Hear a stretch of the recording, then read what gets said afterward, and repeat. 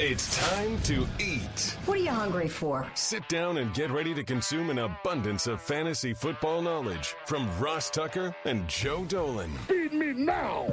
I'm starving. On the Fantasy Feast Eatin' Podcast. Yeah, let's eat, baby. It is the Fantasy Feast Eatin' Podcast presented by DraftKings, the show that's so nice we do it twice. This is episode number 2, where we'll go over the 4 p.m. games, the Sunday Nighter, and the Monday Nighter in Week 11 already in the NFL. I'm Ross Tucker, former NFL offensive lineman, at Ross Tucker NFL on social media. Most of you already know that. You can always catch the highlight clips of all of our shows at Ross Tucker Pod or youtube.com/Ross Tucker NFL. Really appreciate those of you that give us the thumbs up and subscribe and check out any of the videos there. He's the star of the show. His name's Joe Dolan of fantasypoints.com fame. Just make sure when you go there to sign up, and you should, it's the best bang for the buck, you use the code 21FEAST. You can also check him out on social media at FG_Dolan. Joe, we start with the Bengals at the Raiders. Bengals off a bye. Raiders are not playing real well. No, and I mean, how many times have Raider fans seen this before? Obviously, the Raider organization has dealt with a lot of crap. Some of it of their own doing, a lot of it of not. But how many times have Raider fans seen this? Well, you know, we're 5-3. We got a chance to make a statement game on national television, and you take a crap in the middle of the field. I mean, that was a vintage Chiefs performance and a performance that the Raiders know all too well. I got a theory about the Raiders, Ross, and I understand, you know, with obviously Henry Ruggs being arrested, and like you don't plan for that, but I almost wonder if they try to get too many guys involved. Do you have any feeling on Ross on an offense that might have too many cooks in the kitchen? That's interesting. It just kind of feels... I don't think it should ever be that way. I think it should always just be going where the coverage tells you to go. Yeah, but it's just like, they got Zay Jones involved, and we have Josh Jacobs and Kenyon Drake, but got to get Jalen Richard on the field. Like, I don't know. It just sometimes it feels like to me guys can't get in a rhythm. It's just, I don't know. That's just a theory I have with the Raiders. I don't know if I can prove that, but it just kind of feels like sometimes teams that have, and we'll talk about one of those teams, by the way, right here. Sometimes teams that have just too many guys involved, guys aren't getting in a rhythm. You get Deshaun Jackson. I don't know if you saw Hunter Renfro's comment about Deshaun Jackson's fumble. It was hilarious. He said, focusing on the positives. Outside of the fumble, that was a really good play. Who said that? Hunter Renfro said that about Deshaun Jackson's fumble. Yikes. So, Deshaun has had a history of doing too much. He can still get open down the field. He can still fly. Bryan Edwards finally did something. But when it comes to the Raiders, the only guys I really trust here, I think Jacobs is going to rebound, but the game flow was just not in his favor against the Chiefs. Renfro is the guy, I can't believe I'm saying this, I trust the most right now. But that's how snake-bitten Darren Waller is. Darren Waller had a touchdown come back on a penalty. Renfro I trust. Waller, he's one of those guys you just got to play. We talked about it with Kyle Pitts on the last podcast. Yeah, look, I think Belichick's going to give him the Belichick treatment, but what else am I going to do? Who else am I going to play? I kind of feel that way about Darren Waller. Derek Carr is a viable streamer, but I just have a feeling that the Raiders are just getting too many guys involved. Maybe Bryan Edwards finally shows some signs of life, but it's a really difficult team for me to break down right now. I've got to be honest with you. What about for the Bengals? Not a difficult team for me to break down. I know they've had some bad losses. That was a bad loss against the Browns, and the pick six really set the tone before the bye. But the Bengals are a four-man team for me. Mixon, Higgins, Chase, and you can play Burrow in a good matchup, and I think this can qualify. I think Joe Burrow is going to rebound coming out of the bye. The problem I have, Tyler Boyd, Joe Burrow throws 40 passes in week 9. Tyler Boyd is targeted on 2 of them. Oh, he has been the guy who's, even though his targets really, you go and you dig into the numbers, the targets really aren't down that far for Boyd. It just feels like so many empty calorie performances. And Nate Hobbs, the Raiders slot corner, is a solid player. I really would try to avoid putting Boyd in my lineup if possible. But Joe Mixon's going to come out of this bye healthier than he's been all year, and that guy has got league-winning potential, Ross. Let me tell you, the way he has been playing, when you get him in the open field, he has been awesome. Before we move on to Arizona and Seattle, because there's a lot to talk about there, I want to make sure everybody, Joe, including you, knows why I love small business owners so much. You know why? Because they overcome the odds. They rewrite the playbook. They deliver under pressure. The MVPs of small business lead their teams to victory all year long. Visa is proud to provide playmakers everywhere with more tools to help grow their business and help them achieve even greater success, because the more people we can empower, the more we all win. Visa, it's a network working for everyone. All right, Joe, the Cardinals at the Seahawks. There's a lot of unknown about the Cardinals. Let me just say right now, I think Kyler Murray is going to play. Well, guess what, Ross? Literally right before we hopped on this podcast, Darren Urban, who works for the Cardinals official website, has done so forever, noticed that Kyler Murray is practicing. Yep. So there you go. Colt McCoy comes out, doesn't play. I could have told you that in the first. I could have told you that in the first half of the Panthers game. Cliff Kingsbury, they decided, Ross, to take their house money as far as they could, and all right, let's cut our losses. Now, the thing that actually made me a little more skeptical was the Rams actually getting beat for the second consecutive week. Might have given them a little bit more leash, but the Cardinals might sense a vulnerability here. Let's pull away. The one thing I would not expect Kyler Murray to do in this game, and he hasn't been doing it of late anyway, is running a whole lot. I think they're going to try to win from the pocket, then get him healthy over the bye. They got the bye in week 12, so I think they'll try to get him healthy over that bye. But I think Kyler's playing in this game. I think I don't have an update on DeAndre Hopkins. Let me see if I can find one right now. But Kyler's going to play, and it's going to raise the ceiling of this offense. And look, sometimes guys just run hot. And even last week, when the Cardinals are getting shellacked by the pure vibe Panthers with Cam Newton back, James Conner does nothing all game. He gets in the end zone at the end of the game. Sometimes guys just run hot. James Conner's running hot right now.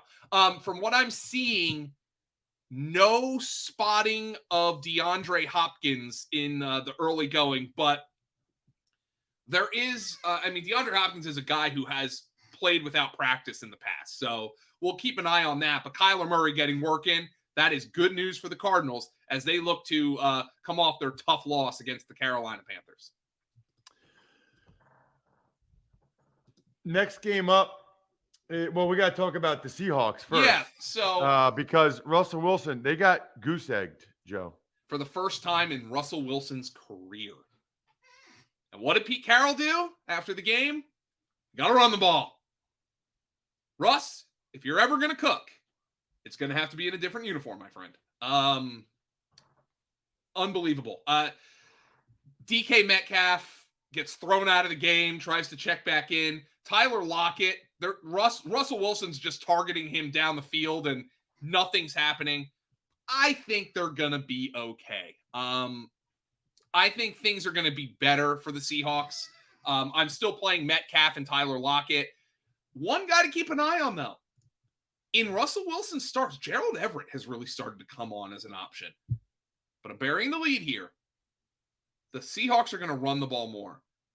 Unfortunately for them, there seems to be increased pessimism that Chris Carson's going to be able to play. And I mean, like, at all, the rest of this season. So just keep an eye on that. If they're going to come out running the ball, it's probably going to have to be with Alex Collins, whose stock might be on the rise right now based on Pete Carroll's comments after last week's drubbing by the Packers.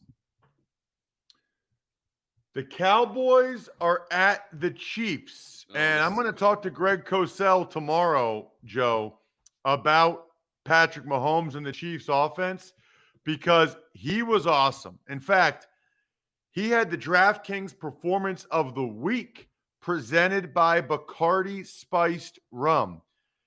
Take a look at this spice. 35 of 50, 406 yards, 5 touchdowns, 39.24 total fantasy points. He was available for 7,200 at DraftKings. Unbelievably impressive performance, Joe. The question is, I guess, are you, I guess if people have Mahomes, they're starting him regardless, but are you expecting more DraftKings Performance of the Week presented by Bacardi Spice Rum from Mahomes, including this week against the Cowboys? I am. And first and foremost, not to step on Greg's toes, but reading Greg's tape notes, which we published at fantasypoints.com 2 weeks ago, even in that game for Mahomes in week 9, when they played the Packers, he said despite the fact that he didn't put up numbers in that game, he thought it was a step in the right direction. So it's always great to hear Greg's perspective because he thought Mahomes made better decisions in that game, was playing more within structure. And I'm guessing that all came to a head last week against the Raiders. He's still not playing at the consistent Mahomes level, but I do expect this is a matchup where he's going to be able to put up numbers. And I've got a funny feeling, Ross. I bet Tyreek Hill has heard all the Trevon Diggs chatter. I bet Tyreek Hill wants to put 200 on Trevon Diggs. Now, not to say he doesn't want to do that every week. I just got a feeling about it this week. I feel like Tyreek Hill wants to run past Trevon Diggs and do the peace sign. I think that's what he wants to do in this game. Let me just put it this way. If I was playing DFS, I'd be looking to get Tyreek Hill in my lineups this week. Keep an eye on the status of Clyde Edwards-Helaire. I discussed this with the Packers game on the last podcast, but Clyde Edwards-Helaire is actually averaging over a yard per carry more than Darrell Williams. And I bet fantasy players wouldn't expect that given the numbers Darrell Williams has put up. A lot of that in the passing game. But here's the whole point. I'd rather play Darrell Williams with no Clyde Edwards-Helaire than play Clyde Edwards-Helaire when Darrell Williams is also active. So you need to keep an eye on the status of Clyde Edwards-Helaire. What about the Cowboys? They got their mojo back, Joe. They did. And one of the things that I really like from a fantasy perspective, they brought Michael Gallup back and instantaneously moved CeeDee Lamb back into the slot. That is good news for CeeDee Lamb's fantasy value, and it makes him, from this point on, my favorite receiver for the Cowboys because, look, you put a guy in the slot, he gets more advantageous matchups. I want that guy on my fantasy team. CeeDee Lamb is the guy. I mean, the Cowboys are the same team every week. You play your guys. Maybe Gallup got added to the mix now, but CeeDee Lamb, big arrow pointing up because the Cowboys played him in the slot on about 3/4 of his snaps this past week. Wow. Anything else on the Cowboys? I mean, you kind of play your guys. I mean, this is going to be a shootout. So Dak Prescott, Zeke, Amari Cooper, Gallup, Schultz, all of them in play. Obviously, Prescott, Cooper, and Zeke are guys you start every single week. Sunday night's a mess, Joe. Mm-hmm. It's the Steelers at the Chargers. Chargers just put Tillery and Bosa on the COVID list. For the Steelers, Minkah Fitzpatrick's on it. Roethlisberger's still on it as we record Wednesday at 11:52 a.m. And TJ Watt's banged up. Yeah, so I don't think a lot of unknowns. Yeah, and if it's Mason Rudolph, I mean, look, I know he threw 12 passes to Ray McLeod, but I mean, they had to throw to somebody. They threw 50 passes in that game. Deontay Johnson still led him in targets. Freiermuth had the bad fumble. He'll rebound from that. He was just trying to fight for extra yards to get into field goal range. I doubt we're going to have Chase Claypool. He's dealing with turf toe, which is, I don't know if you've ever had it, Ross. From what I understand, it is a biatch. I don't know if you ever had turf toe. I did. It's one of the only injuries that still stays with me. I never missed a practice with it, so mine wasn't very severe, Mhm. but yet I can feel it every once in a while. It's a torn ligament in your big toe. It's a pain in the butt. Yeah, it's like one of those things like you hear about it and you're like, oh, suck it up, and then you're like, and then you get it and it's a throbbing, just like awful pain. I can't imagine what it's like for a guy who relies on speed. I just doubt we're gonna have Chase Claypool in this game. Deontay Johnson, obviously you start him. Najee, that was my big takeaway from the Steelers. All right, Mason Rudolph's in there, but at least Deontay Johnson and Najee Harris got theirs. McLeod, Freiermuth, James Washington. I mean, good luck picking them if it's Mason Rudolph. I obviously feel better about this offense in general, despite the level Ben Roethlisberger has played at. I obviously feel better about the offense in general if Ben Roethlisberger plays in this game, and we just don't know at this point. As for the Chargers, yeah. So Dwayne McFarland from Pro Football Focus. I know people are really panicking about Mike Williams. And I think justifiably so, since he got added to the injury report, his production has been horrible. But Dwayne McFarland said he thought watching the game that Mike Williams was getting wide ass open all the time. And Justin Herbert was just, again, facing a defense that actually tried to get after him and did some creative stuff, struggled, unlike the Eagles defense a couple of weeks ago.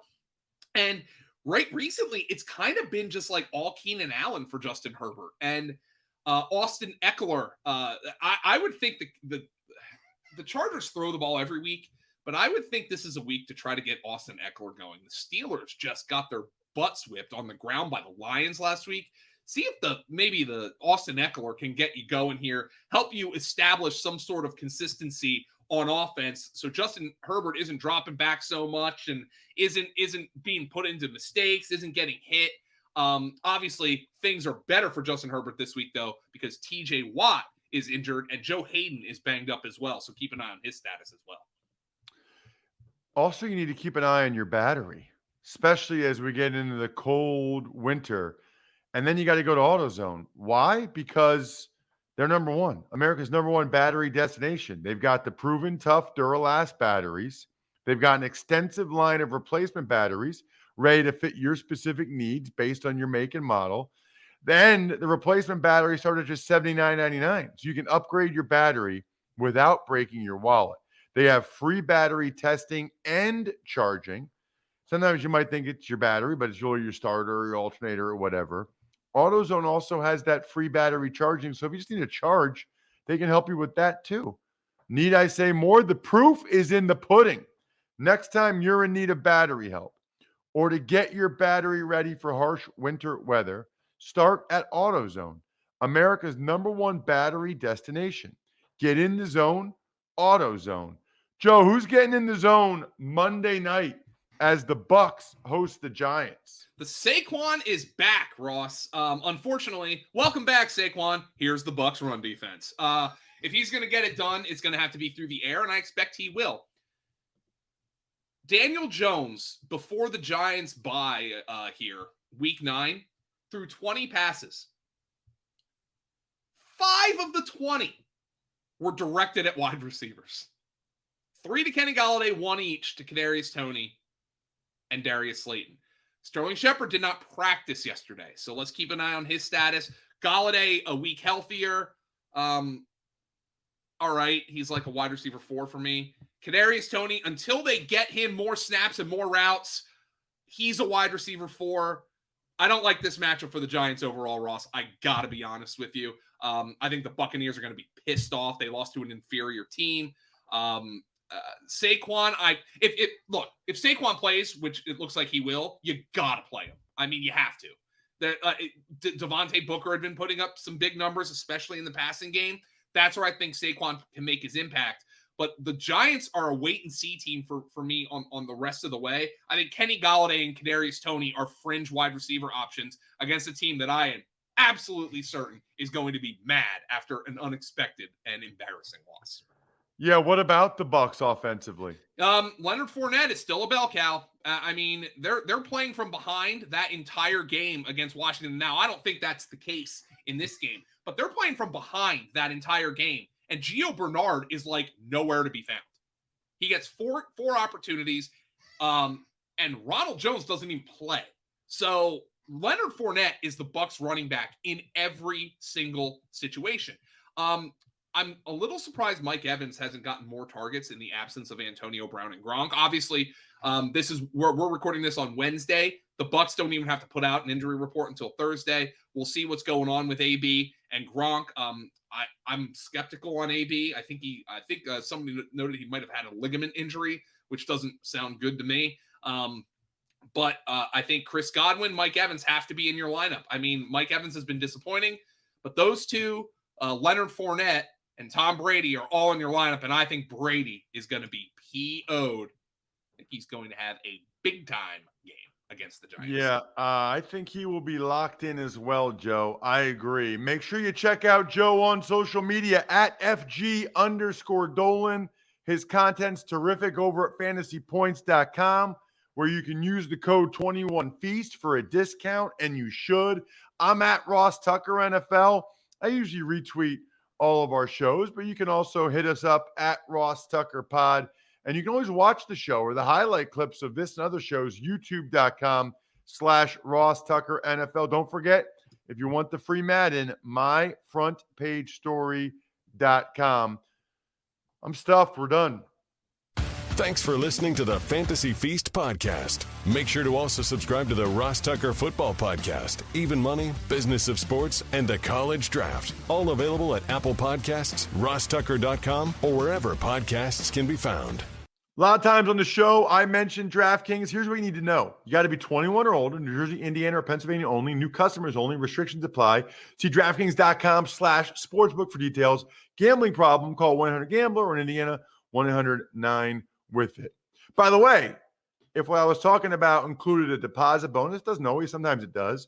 Deposit bonus requires 25 times playthrough, and deposit bonuses are paid out in sight credit.